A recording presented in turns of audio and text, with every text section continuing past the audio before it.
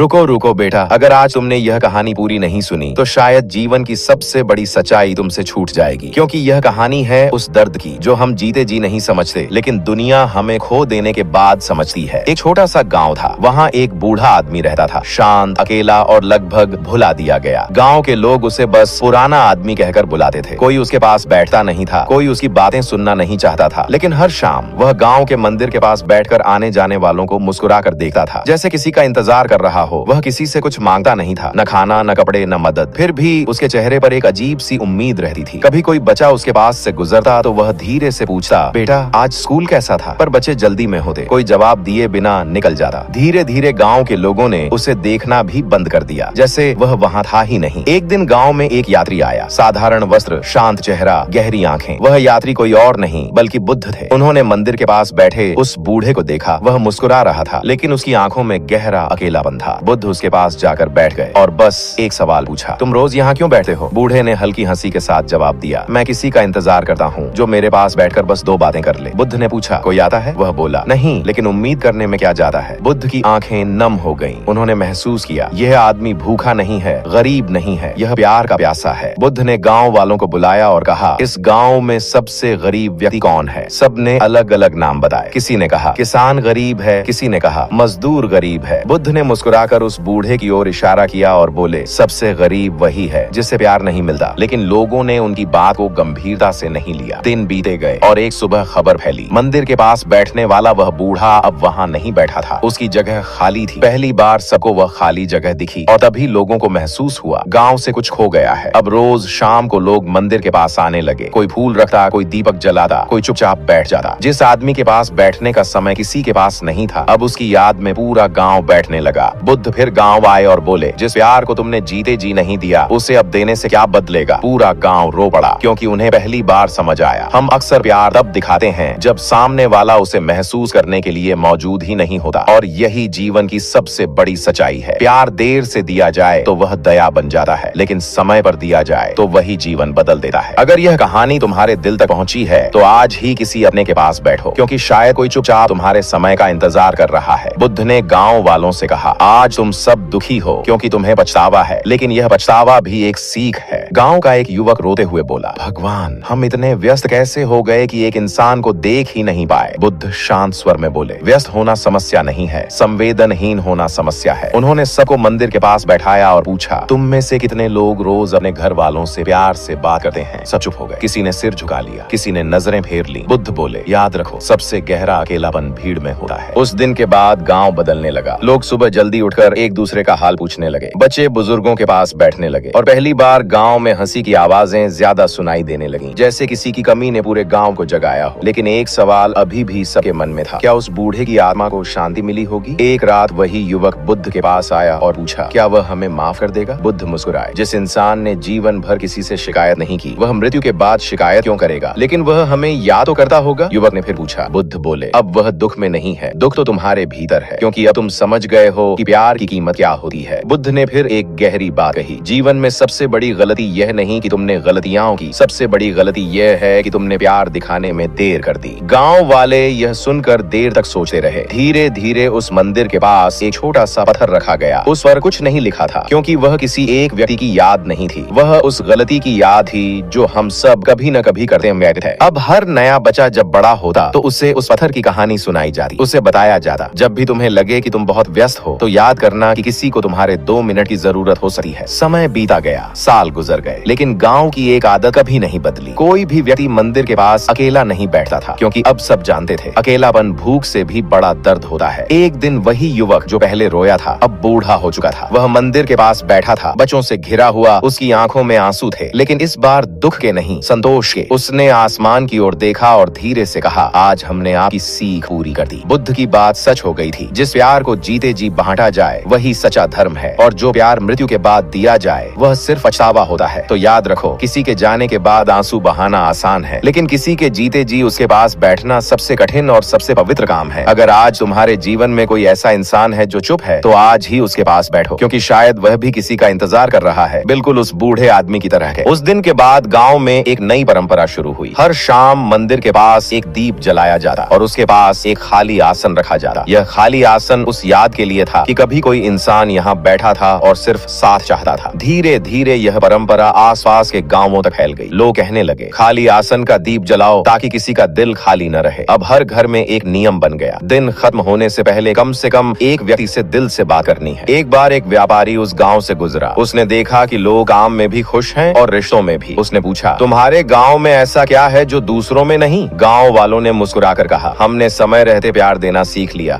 व्यापारी ने सोचा, यह तो बहुत छोटी सी बात है, लेकिन रात को जब वह अपने कमरे में अकेला बैठा तो उसे याद आया कि महीनों से उसने अपने माता पिता से बात नहीं की थी। उसकी आंखें भर आईं। अगली सुबह उसने सबसे पहला काम किया, अपने घर खत लिखा। सिर्फ एक लाइन, मैं ठीक हूँ और मुझे आपकी याद आती है। उस खत ने उसके माता पिता को उतनी खुशी दी जितनी सालों की दौलत भी नहीं दे पाई थी। धीरे धीरे यह कहानी दूर दूर तक फैल गई। लोग मंदिर नहीं देखते थे, वे उस सीख को देखते थे जो एक अकेले इंसान ने पूरी दुनिया को दे दी। बुद्ध फिर एक बार उस रास्ते से गुजरे। उन्होंने देखा मंदिर के पास बच्चों की हंसी, बुजुर्गों की बातें और लोगों की मुस्कान। उन्होंने आंखें बंद की और हल्की मुस्कान दी, क्योंकि उन्हें पता था अब वह बूढ़ा सच में अकेला नहीं है। बुद्ध ने अपने शिष्यों से कहा, देखो, एक व्यक्ति का दर्द अगर समझ लिया जाए तो वह पूरी दुनिया की करुणा बन सकता है। शिष्य चुप रहे, लेकिन उनके दिल में यह बात हमेशा के लिए बस गई। समय चलता रहा, पीढ़ियां बदलती रहीं, लेकिन मंदिर का दीप कभी बुझा नहीं। हर पीढ़ी ने उसे जलाए रखा, जैसे वह सिर्फ दीप नहीं, इंसानियत की लौ हो। और आज भी कहा जाता है, अगर किसी को अपने जीवन में सच्ची शांति चाहिए तो किसी के लिए समय निकालो, क्योंकि प्यार का सबसे सच्चा रूप शब्द नहीं, साथ होता है। अगर इस कहानी ने तुम्हें सोचने पर मजबूर किया है तो आज ही किसी अपने को कॉल करो, उसके पास बैठो या उससे मुस्कुराकर बात करो, क्योंकि प्यार की सबसे बड़ी खूबसूरती यही है। उसे देने में सिर्फ थोड़ा समय लगता है, लेकिन उसका असर पूरी जिंदगी रहता है। कहानी यहीं खत्म नहीं होती, क्योंकि प्यार की सीख कभी खत्म नहीं होती। एक दिन गांव में एक छोटा बच्चा अपने पिता से पूछ बैठा, पिताजी, यह खाली आसन हमेशा क्यों रखा जाता है? पिता मुस्कुराए, लेकिन उनकी आंखें थोड़ी नम हो गईं। उन्होंने बच्चे को अपने पास बैठाकर कहा, ताकि हमें याद रहे कि किसी को इंतजार में अकेला न छोड़ें। बच्चे ने फिर मासूमियत से पूछा, क्या कोई फिर से अकेला हो सकता है? पिता ने जवाब दिया, अगर हम भूल जाएं तो हाँ। उस बच्चे ने उसी दिन फैसला किया, वह हर दिन किसी न किसी के साथ समय बिताएगा। कभी दादी के साथ बैठता, कभी पड़ोसी अंकल से बातें करता, कभी दोस्तों को बिना वजह गले लगा लेता। धीरे धीरे लोग उस बच्चे को खुशी बांटने वाला बच्चा कहने लगे। जहाँ वह जाता वहाँ मुस्कान आ जाती। उसे समझ भी नहीं था कि वह क्या कर रहा है, लेकिन वह वही कर रहा था जो दुनिया को चाहिए था, साथ देना। एक दिन वही बच्चा मंदिर के पास बैठा था। उसने खाली आसन को देखा और उसके पास बैठ गया, जैसे किसी अनदेखे दोस्त से बातें कर रहा हो। भाग 36, उसने धीरे से कहा, आप अकेले नहीं हो, हम सब यहाँ हैं। पास खड़े लोगों ने यह सुना और उनकी आंखें भर आईं। उस दिन पहली बार गांव वालों ने महसूस किया, जो प्यार पहले पछतावे से आया था अब वह आदत बन चुका था। बुद्ध की सीख अब सिर्फ कहानी नहीं रही थी, वह लोगों की जिंदगी बन गई थी। लोग अब इंतजार नहीं करते थे कि कोई दुखी हो तब साथ दें, वे पहले ही साथ देने लगे थे। गांव अब सिर्फ एक जगह नहीं रहा, वह एक एहसास बन गया जहां कोई अकेला नहीं रहता। और यही इस कहानी की सबसे बड़ी सीख है, प्यार का सही समय बाद में नहीं होता, प्यार का सही समय हमेशा अभी होता है। अगर तुम अभी ये सुन रहे हो तो बस एक काम करो, आज किसी अपने को यह महसूस करा दो कि वह अकेला नहीं है, क्योंकि कभी कभी किसी की पूरी दुनिया बनने के लिए सिर्फ तुम्हारा थोड़ा सा समय ही काफी होता है। समय की धारा आगे बढ़ती रही और उस बच्चे की कहानी भी। अब वह बच्चा बड़ा हो चुका था, लोग उसे दूर दूर तक जानते थे, क्योंकि उसके पास कोई बड़ी दौलत नहीं थी, लेकिन उसके पास समय था और वह समय वह सबको देता था। एक दिन उसने सोचा, क्या सिर्फ मेरा गांव ही ऐसा रहे? क्यों न यह सीख हर जगह पहुंचे? और वह अलग अलग गांवों में जाने लगा। वह लोगों को कोई उपदेश नहीं देता था, बस उनके पास बैठ जाता था। वह जहां जाता वहां एक ही सवाल पूछता, आपने आखिरी बार अपने किसी अपने के साथ बिना मोबाइल बिना काम के कब बैठकर बात की थी? लोग सोच में पड़ जाते। एक शहर में उसने एक बहुत अमीर आदमी से यही सवाल पूछा। आदमी हंसकर बोला, मेरे पास समय नहीं है। युवक मुस्कुराया, फिर आपके पास सबसे जरूरी चीज ही नहीं है। उस अमीर आदमी ने पहली बार महसूस किया कि उसकी बड़ी हवेली में शोर नहीं, सन्नाटा है। उस रात उसने अपने बेटे के कमरे का दरवाजा खटखटाया, सिर्फ इतना कहा, चलो थोड़ी देर साथ बैठे हैं। वह छोटी सी बात उनके रिश्ते की सबसे बड़ी शुरुआत बन गई। और उस दिन उस आदमी ने समझा, प्यार खरीदने से नहीं मिलता, समय देने से मिलता है। धीरे धीरे उस युवक की बात हर जगह फैलने लगी। लोग उसे गुरु नहीं कहते थे, लोग उसे दोस्त कहते थे, क्योंकि वह सिखाता नहीं था, बस याद दिलाता था कि इंसान होने का मतलब क्या है। सालों बाद वह फिर अपने पुराने गांव लौटा। मंदिर वही था, दीप वही था, खाली आसन भी वही था, लेकिन अब वह आसन कभी सच में खाली नहीं रहता था। लोग बारी बारी वहां बैठे और बस कुछ देर शांत रहते, जैसे अपने भीतर झांक रहे हों। युवक उस आसन के पास बैठा और मुस्कुराया। उसे लगा जैसे किसी ने धीरे से कहा हो, अब कोई अकेला नहीं है। उसने आसमान की ओर देखा और मन ही मन धन्यवाद कहा, क्योंकि एक अकेले बूढ़े की खामोशी ने पूरी दुनिया को बोलना सिखा दिया था। और आज भी कहा जाता है, जब भी तुम बहुत व्यस्त हो जाओ, जब भी तुम्हें लगे कि समय नहीं है तो बस एक पल रुक जाना और याद करना, किसी को तुम्हारे पैसों की नहीं, तुम्हारे समय की जरूरत है। क्योंकि जीवन का सबसे बड़ा पछतावा यह नहीं कि तुमने कम कमाया, सबसे बड़ा पछतावा यह होता है कि तुमने कम प्यार दिया। तो आज अभी इसी पल किसी अपने के पास बैठो, एक मुस्कान दो, एक सवाल पूछो, तुम कैसे हो। शायद यही 4 शब्द किसी की पूरी दुनिया बदल दें। क्योंकि जिंदगी लंबी नहीं होती, लेकिन यादें लंबी होती हैं और लोग हमारी बातों को नहीं, हमारे साथ बिताए समय को याद रखते हैं। याद रखो, जीवन में दिया गया प्यार ही मृत्यु के बाद भी जीवित रहता है, और जो प्यार जीते जी नहीं दिया जाता वह सिर्फ पछतावे की कहानी बन जाता है। सालों बाद वह युवक भी बूढ़ा हो गया। उसके बाल सफेद थे, चाल धीमी थी, लेकिन मुस्कान वही पुरानी थी। अब लोग उसके पास बैठते थे जैसे कभी वह लोगों के पास बैठा करता था। एक शाम वह मंदिर के पास बैठा था, दीप जल रहा था,